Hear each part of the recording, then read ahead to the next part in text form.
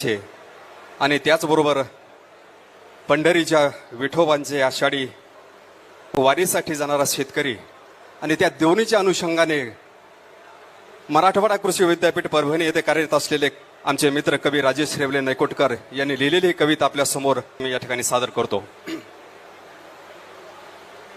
विठुराया नको आता बोलावू तू मानसाना, विठुराया नको आता बोलावू तू मानसाना, माणसांची गरज आहे रानातल्या कणसाना, माणसांची गरज आहे रानातल्या कणसाना. आमुच्या दुःखाचे विठू आम्ही आता शोधू मूळ, तुझ येऊन याराने झाड आता पाय धूळ. विठुराया होऊ दे रे आता मातीतच दंग, मातीलाच असा येऊ दे रे आता तुझा रंग.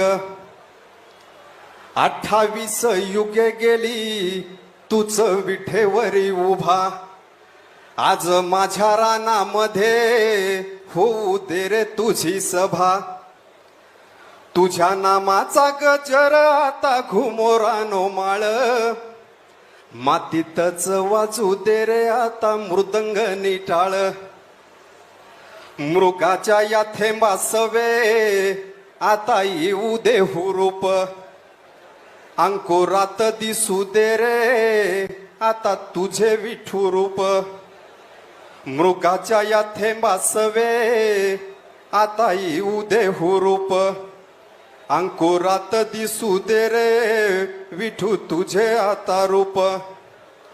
विठुराया नको आता बोलावू तू माणसाना, माणसांची गरज आहे रानातल्या कणसाना, माणसांची गरज आहे रानातल्या कणसाना.